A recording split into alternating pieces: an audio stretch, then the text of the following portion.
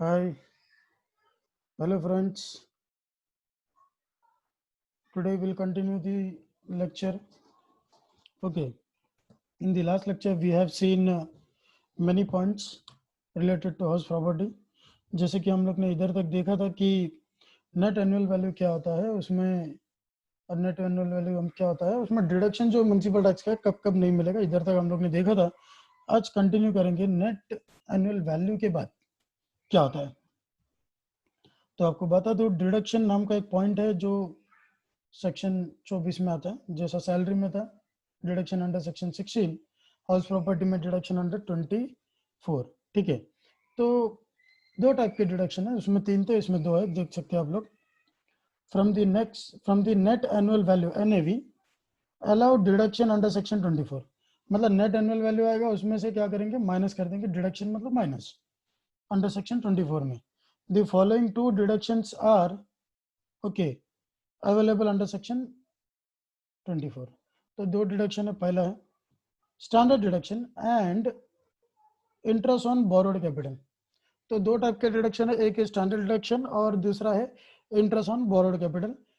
तो सबसे पहले मैं आपको बता दूं स्टैंडर्ड डिडक्शन क्या होता है.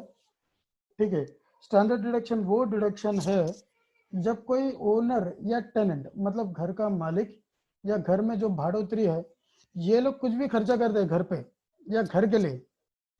ठीक है, तो वो खर्चे के बदले में वो खर्चा करे या नहीं करे, वो खर्चा करे या नहीं करे, लॉ बोलता है कि 30% जो भी नेट एनुअल वैल्यू है, समझ में आ रहा है, जो नेट एनुअल वैल्यू है उसके 30% जो भी है हम लोग क्या करेंगे, डिडक्शन दे देंगे.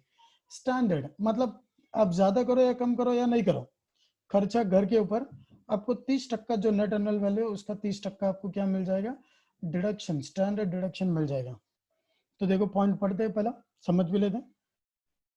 Standard deduction under section 24A.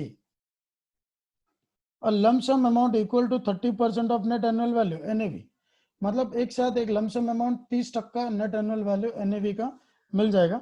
Can be deducted on account of, कब डिडक्शन करेंगे, on account of all expenses on property.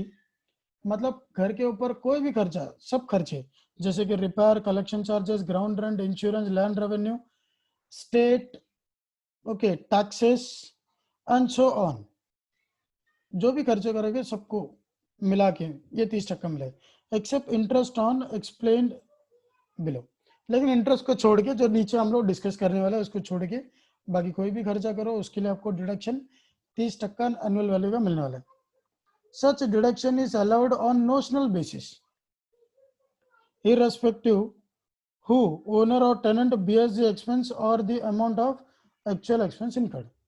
मतलब क्या बोला है, such deduction is allowed on notional basis. बोला नोशनल मतलब भाई आप खर्चा करो या नहीं करो आपको ये फिगर मिलना ही है, ये जो डिडक्शन है मिलना ही है.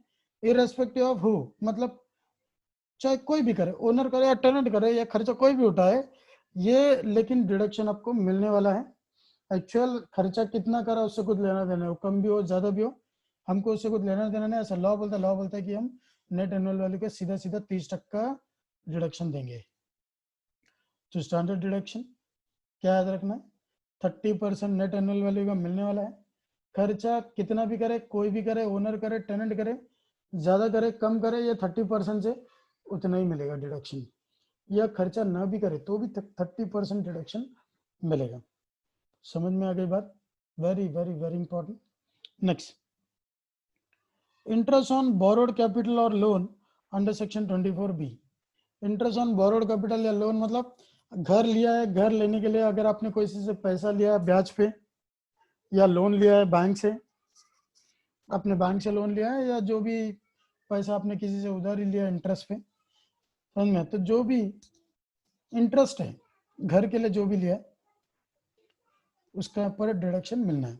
तो पहला बात है कि आपने इंटरेस्ट मतलब लोन लिया क्यों है, the interest payable on the amount borrowed for. Interest payable on the amount borrowed for मतलब आपने ब्याज देना है बट उस अमाउंट पे जो आपने लिया है. क्यों लिया है, एक्विजिशन यानी परचेज, घर खरीदने के लिए, कंस्ट्रक्शन, घर नया कंस्ट्रक्शन करने, रिपेयर्स के लिए, रिन्यूअल्स, रिकंस्ट्रक्शन, घर को फिर से आप रिनोवेट कर रहे हो, उसके लिए renovation of property can be deducted from net annual value. अगर ये ऊपर दिए गए 5 रीजंस है, घर खरीदने के लिए, घर कंस्ट्रक्शन करने के लिए, रिपेयर के लिए, या छोटा मोटा पुताई के लिए, या फिर से घर को बांधने के लिए, रिकंस्ट्रक्ट करने के लिए, या जो भी ये सब काम करने के लिए आपने लिया है, तो नेट एनुअल वैल्यू से इसका डिडक्शन, इंटरेस्ट का डिडक्शन मिल जाएगा। This is the only deduction allowed from net annual value in addition to standard deduction. मतलब ये एक ऐसा डिडक्शन, एक ही डिडक्शन है जो स्टैंडर्ड डिडक्शन के साथ अलावा मिलता है। मतलब स्टैंडर्ड डिडक्शन तो मिलेगा ही, तो इंटरेस्ट ऑन बोरोड कैपिटल भी आपको डिडक्शन मिलने वाला है। 2 डिडक्शन है under section 24, standard deduction and interest on borrowed capital. ये 2 डिडक्शन आपको मिलना ही मिलना है। समझ में? आगे देखते हैं, और भी पॉइंट है, पढ़ेंगे समझेंगे। लिखा है interest is allowed on accrual basis. Interest कौन से बेसिस में? एक्रूअल बेसिस में मिलेगा। वेदर एक्चुअली पेड और not, irrespective of the method of accounting followed by the assessee. तो क्या बोला? इंटरेस्ट जो है डिडक्शन, इंटरेस्ट का डिडक्शन जो है कौन से बेसिस में अलाउ करेंगे? एक्रूअल बेसिस में। मतलब आपने इंटरेस्ट का पेमेंट सच में किया है या नहीं किया है, आपका अकाउंटिंग मेथड या अकाउंटिंग ईयर कुछ भी हो, इंटरेस्ट का डिडक्शन क्या होगा? एक्रूअल बेसिस में मिल जाएगा deduction. Okay, the purpose of borrowing must be related to property. मतलब जो आप बोरो कर रहे हो, उधारी ले रहे हो, वो प्रॉपर्टी के लिए होना चाहिए। जैसे कि that is it's purchase, construction, repair, renewal, reconstruction. तो ऊपर जो हम लोग ने रीजन देखे थे वही 5 रीजन है, उसके लिए ही होना चाहिए घर का। Okay, if loan is taken by mortgaging the house but for any other reason, example daughter's marriage, the interest cannot be deducted। अगर आपने जो घर को अगर आपने गिरवी रख के भी अगर लोन लिया है, घर के खर्चे के लिए, मतलब घर के लिए लिया है, मतलब हाउस प्रॉपर्टी के लिए लिया है, तो ठीक है, उसका डिडक्शन मिलेगा। लेकिन अगर आपने बोला है कि बेटी का शादी है, उसके लिए मैंने लिया है और मैं इंटरेस्ट पे कर रहा हूँ, मुझे इंटरेस्ट का डिडक्शन चाहिए, नहीं मिलेगा। तो क्या बोला है? घर के जो भी आप लोन ले रहे हो, बोरो कर रहे हो पैसा बाहर से, वो घर के लिए ही करना चाहिए। ठीक है, ठीक है, तो ही मिलेगा इंटरेस्ट का डिडक्शन, और इसके ऊपर ब्याज भर रहे हो तो ही मिलेगा, नहीं तो नहीं मिलेगा। समझ में? तो interest on borrowed capital will be allowed as deduction only if the borrowed capital is for the purpose of house property and not for any other reason। कोई और कारण के लिए नहीं, घर के लिए ही होना चाहिए। जैसे घर खरीदना, घर कंस्ट्रक्ट करना, रिपेयर करना, रिन्यू करना, रिकंस्ट्रक्ट करना, ये सब कारण के लिए लोगे तो ही नेट एनुअल वैल्यू से डिडक्शन मिलेगा, नहीं तो नहीं मिलने वाला। समझ में आ गया? तो आगे बात करूंगा। तो देखो क्या दिया है आगे, और एक पॉइंट है, interest of pre construction period. Interest of pre construction period मतलब अभी देखो घर बांधने का शुरू करते हैं, कुछ लोग घर बुक कर देते हैं, ठीक है। ईएमआई तभी शुरू होगा जब आपका घर आपके हाथ में, घर का चाबी आप कंस्ट्रक्शन के आपके हाथ में मिलेगा तभी। तब तक आपको क्या करना है? ईएमआई नहीं भरना है, लेकिन सिंपल इंटरेस्ट भरना है। समझ में? जब तक घर का चाबी आपको नहीं मिल जाता है, अंडर कंस्ट्रक्शन होता है, अगर आपने लोन लेके पैसा दे दिया है घर के लिए, तो जब तक घर का चाबी आपको नहीं मिलता है तब तक आपका इंटरेस्ट का पेमेंट होते रहता है। समझ में आ रहा है? तो ये प्री कंस्ट्रक्शन इंटरेस्ट है, मतलब कंस्ट्रक्शन खत्म होने के पहले आपने जो इंटरेस्ट दिया है वो इंटरेस्ट का आपको डिडक्शन मिलेगा। समझ में? तो उसके बारे में बताया क्या, कैसे मिलेगा, क्या है करके लिखा है, where the property has been acquired or constructed with borrowed capital, the part of interest payable for the period prior to previous year of acquisition or construction of the property which is not allowed as deduction under any other provision of the act will be allowed as a deduction in 5 equal installments. This will be in the year of acquisition or construction and 4 subsequent years। तो क्या बोला? घर जो भी आपने खरीदा है या कंस्ट्रक्ट किया है, जो पैसा आपने उधारी मतलब बोरो करके लिया है, तो उसके ऊपर आपने जो भी इंटरेस्ट दिया है कभी वो घर आपको मिलने के पहले या वो घर आपका कंस्ट्रक्शन होने के पहले। समझ गया मैंने क्या बोला? घर का कंस्ट्रक्शन कंप्लीट होने के पहले जो भी इंटरेस्ट है, या घर खरीदा है तो घर आपको मिलने के पहले। खरीदा है तो पैसा देने पड़ेंगे, लेकिन घर का चाबी आपको मिला नहीं है। घर का चाबी जब तक आपको नहीं मिलता है तब तक आपको बैंक को तो इंटरेस्ट भरना पड़ेगा, क्योंकि आपने पैसा बैंक से लेके सामने वाले पार्टी को दे दिया। अरे यस सर नो? हाँ, आपने घर खरीद लिया लेकिन घर का चाबी अभी तक आपको मिला नहीं है। आपका लोन का पेमेंट उसको मिल गया, मतलब उसका जो पैसा उसको मिलने का था वो तो मिल गया, बैंक ने उसको आपके बदले में पेमेंट कर दिया है। बैंक आपसे इंटरेस्ट ले रहा है, क्योंकि जब तक आपको उसका चाबी नहीं मिलता है इंटरेस्ट तो भरने पड़ेंगे। वैसे अगर कंस्ट्रक्शन आप कर रहे हो घर का, तो कंस्ट्रक्शन कंप्लीट होने के पहले तक बैंक ने आपके बदले में जो आपको लोन दिया है उसका इंटरेस्ट तो आपसे लेगा, और जैसे कंप्लीट हो जाएगा उसके बाद आपसे इंटरेस्ट लेगा, लेकिन ये जो ईएमआई के साथ इंटरेस्ट लेगा, मतलब प्रिंसिपल के साथ इंटरेस्ट जाएगा। लेकिन जब तक आपको कंस्ट्रक्शन कंप्लीट नहीं होता है उसमें सिर्फ इंटरेस्ट जाएगा, ईएमआई का प्रिंसिपल अमाउंट नहीं है, सिर्फ सिंपल इंटरेस्ट है, ईएमआई नहीं है वो, और इसमें प्रिंसिपल अमाउंट भी नहीं है। तो ये जो इंटरेस्ट है जो आपने पहले दिया है ईएमआई शुरू होने के पहले, वो इंटरेस्ट आपको 5 इक्वल इंस्टॉलमेंट में मिलेंगे। जिस साल में कंस्ट्रक्शन कंप्लीट हुआ है वो साल और उसके आने वाले 4 साल तक आपको क्या मिलेंगे? इंटरेस्ट के डिडक्शन प्री कंस्ट्रक्शन इंटरेस्ट के नाम से, या इंटरेस्ट ऑन प्री कंस्ट्रक्शन के नाम से आपको मिलने वाला है। समझ में आ रहा है? Hope you are getting. ठीक है, on that note I am continuing.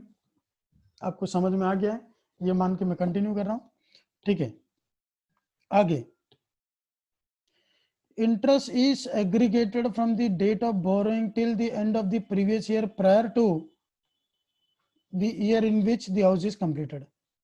मतलब घर का कंस्ट्रक्शन होने के कंप्लीट होने के पहले साल तक हम लोग हिसाब करेंगे, मतलब जो साल में कंस्ट्रक्शन शुरू हुआ और जो साल में कंप्लीट हुआ उस साल को छोड़ देंगे, उसके प्रीवियस ईयर तक, जो साल में कंस्ट्रक्शन हुआ उसके प्रीवियस ईयर तक कितने साल आपको लगे कंस्ट्रक्शन के लिए, उतने साल के आपके जो इंटरेस्ट लगे हैं उसका आपको क्या मिलेगा?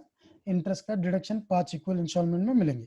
एग्जांपल मैंने दिया, थस क्या दिया? If loan is taken on 1 April 2017, loan लिया 1 अप्रैल 2017 में, and the construction are completed on 15 March 2020। तो कंस्ट्रक्शन कंप्लीट कभी हुआ है? 2020 में। कभी लोन लिया है? अप्रैल में।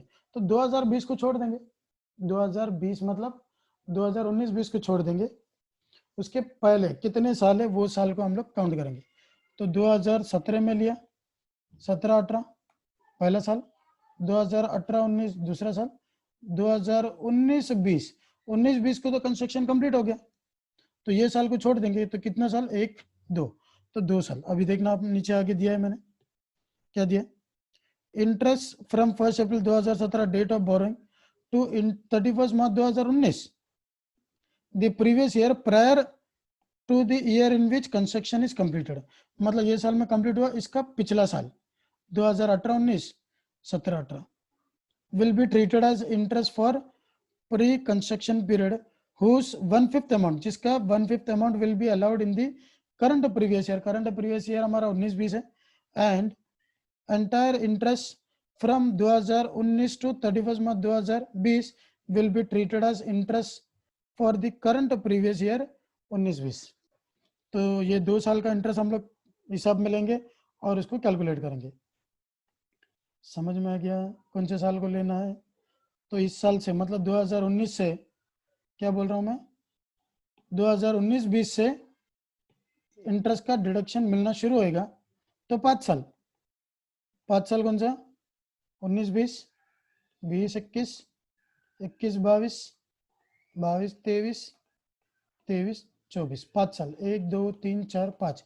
ये 5 साल क्या होएगा? वो इंटरेस्ट, ये 2 साल का जो इंटरेस्ट है इसका डिडक्शन 5 इक्वल इंस्टॉलमेंट में मिलेंगे। Getting? Hope you are getting. Okay, I am continuing further, बहुत ज्यादा इंपॉर्टेंट है, आगे बढ़ गए। Next point, interest is not deductible. Interest का डिडक्शन नहीं मिलेगा। कब नहीं मिलेगा और क्यों नहीं मिलेगा? तो देखो क्या लिखा है, deduction in respect of interest on borrowed fund will not be allowed as deduction if such amounts are payable outside India and no tax has been paid or deducted at source. No person is taxable as agent in India in respect of such amount of interest as per section 25. तो बोला है कि interest का deduction तब नहीं मिलेगा जब interest India के बाहर पेमेंट हो रहे हैं, मतलब जिसको इंटरेस्ट देना है वो इंडिया के बाहर है, इंडिया के बाहर है, इंडिया के बाहर है तो मिलेगा उसको भी डिडक्शन, लेकिन कब? अगर उसने इंटरेस्ट के ऊपर इंडिया में टैक्स भर दिया, टीडीएस मतलब उसने क्या कर दिया, no tax has been paid या डिडक्टेड बोला एट सोर्स, मतलब उसने इंडिया में टैक्स नहीं भरा तो इंटरेस्ट का पेमेंट उसने बाहर किया है तो डिडक्शन नहीं मिलेगा, क्योंकि बिना टैक्स पे किए इंडिया के बाहर पे करेगा तो डिडक्शन नहीं मिलेगा, और इंडिया के बाहर बिना टैक्स पे किए पे करेगा तो नहीं चलेगा, पे नहीं कर सकते। और दूसरी बात, जो पर्सन को इंटरेस्ट हम लोग इंडिया के बाहर है जो उसको पे करना है, उसका कोई इंडिया में एजेंट ही नहीं है जो उसके बदले में इधर टैक्स भरेगा, तो इंटरेस्ट का डिडक्शन अंडर सेक्शन 25 नहीं मिलेगा। ये अंडर सेक्शन 25 में लिखा है कि उसको डिडक्शन नहीं मिलेगा। किसमें डिडक्शन मिलना है? अंडर सेक्शन 24 में डिडक्शन मिलेगा इंटरेस्ट का, लेकिन अंडर सेक्शन 25 बोल रहा है कि अगर वो इंडिया के बाहर रहता है, उसको इंटरेस्ट देना है हमको, तो हमको पहले उसका टैक्स डिडक्ट करना है, उसके बाद ही देना है। लेकिन उसका टैक्स तब डिडक्ट होगा उसका कोई रिप्रेजेंटेटिव, मतलब उसका कोई एजेंट इंडिया में उसके बदले में टैक्स भर रहा है और बचेला अमाउंट उसको ट्रांसफर कर रहा है।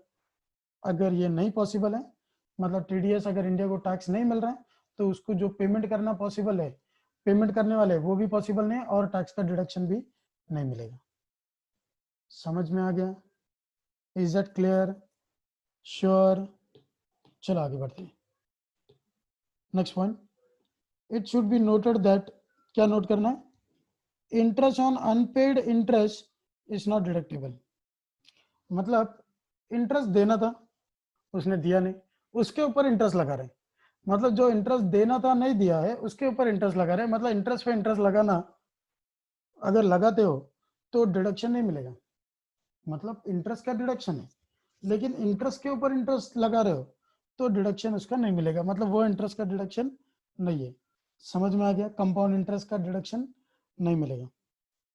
No deduction is allowed for any brokerage और commission for arranging the loan.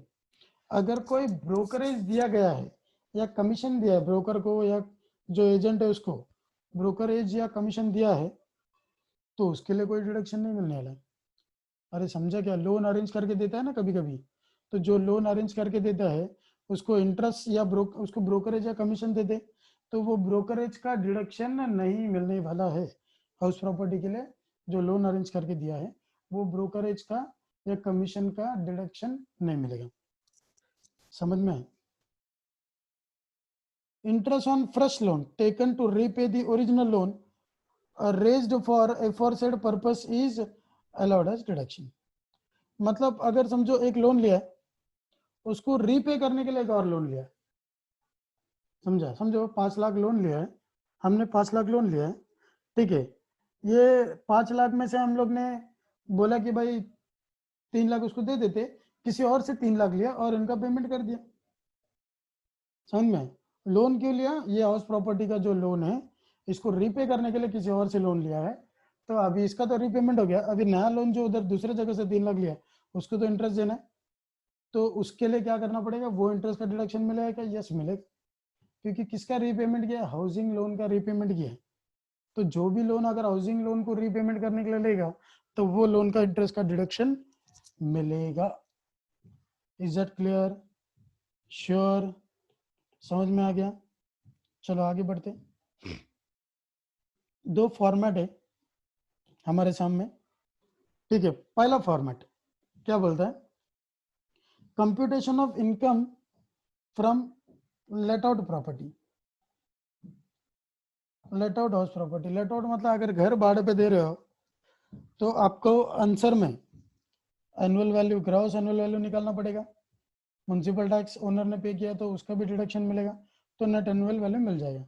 Net annual value का 30% आपको निकालना पड़ेगा स्टैंडर्ड डिडक्शन, और इंटरेस्ट ऑन बोरोड कैपिटल में अगर दिया है तो ले लेंगे, टोटल करेंगे माइनस करेंगे तो इनकम फ्रॉम हाउस प्रॉपर्टी मिलेगा।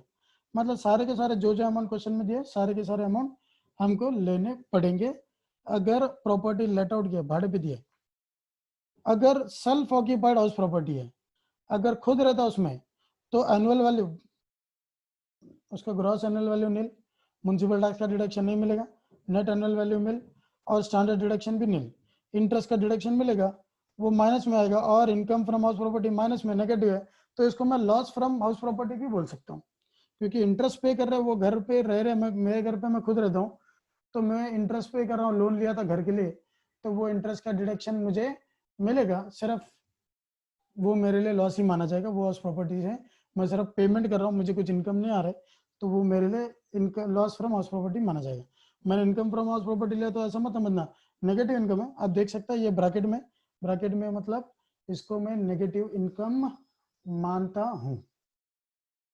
गेटिंग, इसका मतलब लेट आउट किया तो ग्रॉस एनुअल वैल्यू का अमाउंट आएंगे, अगर self occupied property gross annual value nil, net annual value भी नील, म्युनिसिपल टैक्स भी नील, स्टैंडर्ड डिडक्शन भी नील रहेगा।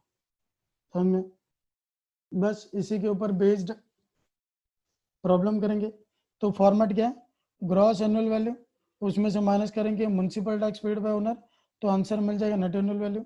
नेट एनुअल वैल्यू से माइनस करेंगे डिडक्शन अंडर सेक्शन 24, पहला डिडक्शन स्टैंडर्ड डिडक्शन, दूसरा deduction interest on borrowed capital, तो आंसर आ जाएगा इनकम फ्रॉम हाउस प्रॉपर्टी।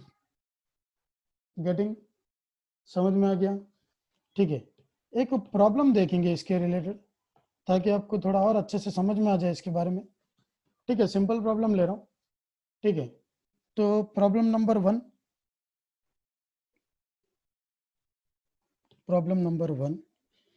क्या दिया, mister okay is the owner of house property eight Mumbai. Mister okay जो है ये कौन है, ओनर है हाउस प्रॉपर्टी जो मुंबई में। The house was let out for ₹20,000 a year, घर भाड़े पे कितने के लिए दिया है, 24,000 के लिए, तो ये 24,000 मेरा एक्चुअल रेंट है। समझ में? इतना मुझे इतने पे भाड़े पे दिया ना मैंने। उसके बाद द टेनेंट एग्रीज टू पे म्युनिसिपल टैक्स ऑफ 4,480, तो भाड़ोतरी क्या बोलता है, मैं क्या दे रहा हूँ, म्युनिसिपल टैक्स दे देता हूँ। तो याद रखना टेनेंट ने अगर क्या दिया है, टेनेंट अगर क्या दे रहे, म्युनिसिपल टैक्स दे रहे,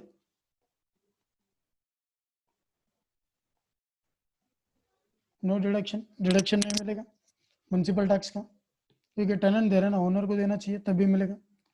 रेटेबल value of house was ascertained at 18,000 by municipal corporation, तो रेटेबल वैल्यू मतलब RLV, सिर्फ म्युनिसिपल टैक्स है, तो म्युनिसिपल वैल्यू को ही हम लोग क्या मानेंगे, RLV मानेंगे। तो RLV एक्चुअल रेंट जो ज़्यादा है वो हम लोग का ग्रॉस एनुअल वैल्यू माना जाएगा, हम लोग ने पढ़ा था। अभी आगे देखो, land revenue 300, fire insurance premium 800, repair 4,000, ये तीनों के बदले में क्या मिलेगा, स्टैंडर्ड डिडक्शन। ये तीनों का डिडक्शन नहीं मिलेगा, इसके बदले में क्या मिलेगा, स्टैंडर्ड डिडक्शन 30%। समझ में आया? ये तीनों का डिडक्शन नहीं मिलेगा, इसके बदले में क्या मिलेगा, स्टैंडर्ड डिडक्शन 30%। समझ में आ गया? तो अभी देख लेना। तो पहला computation of net annual gross annual value निकाल रहा हूँ, म्युनिसिपल वैल्यूएशन को RLV मान रहा हूँ, और एक्चुअल रेंट दिया ही है क्वेश्चन में 18,000 24,000, दोनों में जो हाइयर है 1 और 2 में, तो उसको क्या मानेंगे, 24,000 ज़्यादा है, उसको ग्रॉस एनुअल वैल्यू मानेंगे। आप देख सकते हैं ग्रॉस एनुअल वैल्यू, तो आप देख सकते हैं ग्रॉस एनुअल वैल्यू मैंने इधर दिया वर्किंग नोट, तो ग्रॉस एनुअल वैल्यू मिल गया। म्युनिसिपल टैक्स का डिडक्शन नहीं है क्योंकि म्युनिसिपल टैक्स का पेमेंट टेनेंट ने किया, डिडक्शन नहीं मिलेगा, तो आंसर आ जाएगा 24,000 में से कुछ नहीं माइनस हुआ तो 24,000 पूरा बच गया।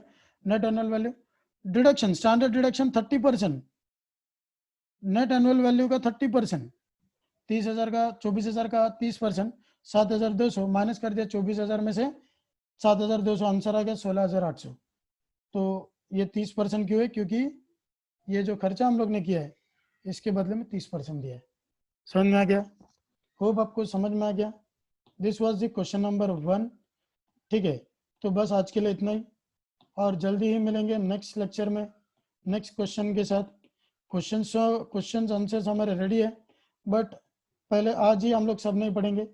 तो ये था क्वेश्चन नंबर 1। अब देख लेना आगे और भी प्रॉब्लम्स मैंने दिए हुए हैं, आप देख सकते हो। I will explain in the next lecture. Okay, तो आज के लिए बस इतना ही। तो एक बार याद दिला दो हम लोग ने आज क्या क्या देखा है। ठीक है, रिकैप करा देता हूँ। ठीक है, एक सेकेंड। देख सकते हैं आप आगे बहुत सारे प्रॉब्लम्स है। I am ready with all the further coming problems. Okay, but one question is enough for the day, क्योंकि आज ही हम लोग ने कॉन्सेप्ट पढ़े तो उसके ऊपर बेस्ड क्वेश्चन मैंने बताया। तो बस प्रॉब्लम बहुत इजी होने वाला। आज हम लोग ने पढ़े डिडक्शन, जिसमें 2 टाइप के डिडक्शन थे। एक था स्टैंडर्ड डिडक्शन जो नेट एनुअल वैल्यू के 30% था, और interest on borrowed capital. Borrowed capital अगर जो भी इंटरेस्ट पे करेंगे, हम लोग ने पैसा अगर लोन लिया है घर के लिए, सिर्फ घर के लिए, कुछ और काम के लिए नहीं, तो उसका डिडक्शन मिलेगा। समझ में? तो बात करें तो बाद में प्री कंस्ट्रक्शन इंटरेस्ट का। अगर हम लोग ने लोन लिए है घर बांधने या रिपेयर करने, घर खरीदने के लिए या घर बांधने के लिए, कंस्ट्रक्शन के लिए, और हम लोग ने इंटरेस्ट पे कर रहे हैं, कब तक? जब तक वो घर का क्या है ईएमआई नहीं शुरू हो जाता, मतलब हम लोग को उसका ओनरशिप नहीं मिल जाता तब तक। तो जैसे हमको ओनरशिप मिलेगा, ईएमआई शुरू हो जाएगा, तो उसके पहले तक हमको इंटरेस्ट देने पड़ेंगे बैंक को। तो बैंक को जो इंटरेस्ट देंगे, उसका जो इंटरेस्ट पे किया है जितने भी साल के लिए, वो इंटरेस्ट का डिडक्शन 5 इक्वल इंस्टॉलमेंट में मिलेंगे। ठीक है, जो साल में हम लोग को घर मिल गया या जो साल में कंस्ट्रक्शन कंप्लीट होगा तब से। समझ में? तो ये था interest on pre construction period के लिए। ओके, नेक्स्ट पॉइंट हम लोग ने देखा था कि इंटरेस्ट कब नहीं मिलेगा, इंटरेस्ट का डिडक्शन कब नहीं मिलेगा? जब इंटरेस्ट का पेमेंट आउट ऑफ इंडिया हो रहा है विदाउट टैक्स। अगर पेमेंट हो रहा है, पहले तो हो नहीं सकते, अगर हो गया तो डिडक्शन नहीं मिलेगा, क्योंकि टैक्स भरना जरूरी है। या तो वो टैक्स भरने के लिए इंडिया में वो जो पर्सन को इंटरेस्ट देना है आउटसाइड इंडिया में जो है, उसका कोई एजेंट इंडिया में नहीं है जो उसके बदले में इंडिया में टैक्स भरेगा। ठीक है, तो भी उसको डिडक्शन मिलने वाला नहीं है। और क्या पॉइंट नोट करना है, अगर इंटरेस्ट के ऊपर इंटरेस्ट लगा रहे, मतलब जो इंटरेस्ट पे करना था हम लोग ने अगर पे नहीं किया है, उस इंटरेस्ट पे इंटरेस्ट चार्ज कर रहा है, तो डिडक्शन नहीं मिलेगा। दूसरा पॉइंट, डिडक्शन कब नहीं मिलेगा? जब हम लोग जो लोन अरेंज करके दे रहे उसको कमीशन या ब्रोकरेज दे रहे, तो भी इंटरेस्ट, मतलब ये लोन या ब्रोकरेज के लिए कोई डिडक्शन नहीं मिलने वाला है। लेकिन घर का, घर के लिए हम लोग ने लोन लिया है, वो लोन रीपे करने के लिए किसी और से लोन लिया है, समझा? ओरिजिनल हाउस प्रॉपर्टी का लोन है, वो लोन को रीपे करने के लिए किसी और से हम लोग ने लोन लिया है, तो उसके ऊपर हम लोग इंटरेस्ट दे रहे, तो इंटरेस्ट का डिडक्शन मिलेगा, क्योंकि हम लोग ने लोन लिया है दूसरा लोन। लेकिन क्यों लिया है? जो पहला जो हाउस प्रॉपर्टी का लोन था उसको चुकाने के लिए, रीपे करने के लिए, तो इंटरेस्ट का डिडक्शन मिलने वाला है। तो ये था पॉइंट्स जो थ्योरी पार्ट है। और चौथा हम लोग ने देखा, और हम लोग ने पॉइंट क्या देखे थे, लेट आउट प्रॉपर्टी रहेगा तो ग्रॉस एनुअल वैल्यू कंप्यूट करना पड़ेगा, उसमें से म्युनिसिपल टैक्स माइनस करेंगे, जो ओनर पे कर रहा है, टेनेंट पे करेगा तो डिडक्शन नहीं है, तो फिर हमको मिल जाएगा net annual value. Net annual value से माइनस करेंगे deduction under section 24। Deduction under section 24 में सबसे पहले स्टैंडर्ड डिडक्शन, जो कि नेट एनुअल वैल्यू के 30% है। ठीक है, उसके बाद इंटरेस्ट ऑन बोरोड कैपिटल का डिडक्शन मिलेगा। ये दोनों माइनस होने के बाद आंसर जो आएगा उसको बोलेंगे हम लोग इनकम फ्रॉम हाउस प्रॉपर्टी। अगर यही बात अगर मैं सेल्फ ऑक्यूपाइड प्रॉपर्टी, जो घर पे हम लोग खुद रहते, भाड़े पे नहीं दिया है, तो उसका एनुअल वैल्यू नील है। एनुअल वैल्यू मतलब ग्रॉस भी और नेट भी, इसका मतलब म्युनिसिपल टैक्स का भी डिडक्शन मिलने वाला नहीं है। समझ गए? डिडक्शन मिलेगा, स्टैंडर्ड डिडक्शन नील आएगा, क्योंकि एनुअल वैल्यू का 30% है, एनुअल वैल्यू तो नील है, तो उसका 30% भी नील आएगा। ठीक है, तो इंटरेस्ट का डिडक्शन मिलेगा, और इंटरेस्ट का डिडक्शन सिर्फ मिलेगा तो अमाउंट नेगेटिव हो जाएगा, लॉस फ्रॉम हाउस प्रॉपर्टी होने वाला है, या negative income from house property होने वाला है। और फिर बाद में हम लोग ने एक प्रॉब्लम देखे थे। ठीक है, इजी प्रॉब्लम, प्रॉब्लम नंबर 1 देखे थे आज के लिए। बस आज के लिए इतना ही, नेक्स्ट लेक्चर में नेक्स्ट प्रॉब्लम देखेंगे। ठीक है, तब तक के लिए मैं रिक्वेस्ट करूंगा कि जो भी थ्योरी पार्ट है मैक्सिमम हम लोग ने कवर किए हैं, और भी कुछ पॉइंट्स रहेंगे तो आगे पढ़ने वाले हैं। ठीक है, वो डिस्कस भी करेंगे जब क्वेश्चंस भी आएंगे उसके रिलेटेड। तब तक के लिए अच्छे से पढ़ के रखना है थ्योरी पार्ट, और प्रॉब्लम्स बहुत सारे हैं और आगे भी आपको देखने मिलेंगे। ध्यान रखना, ख्याल रहे, बहुत इंपॉर्टेंट टॉपिक है। पहला वाला टॉपिक भी इंपॉर्टेंट था सैलरी, ये भी इंपॉर्टेंट है। ओके, तब तक के लिए बाय। अभी एक ही बात बोलूंगा, जो जो दिन में जो जो लेक्चर्स हो रहे तभी का तभी देख लेना, बाद में मुझे मत ब्लेम करना। ओके, कि सर वो जूना लेक्चर के लिए मुझे एक्सेस जो मुझे वो देखना नहीं मिलेगा। ठीक है, तो चलो मिलते हैं नेक्स्ट लेक्चर में, और भी बहुत सारे प्रॉब्लम्स देखेंगे। तब तक के लिए bye. Okay, bye and have a nice day.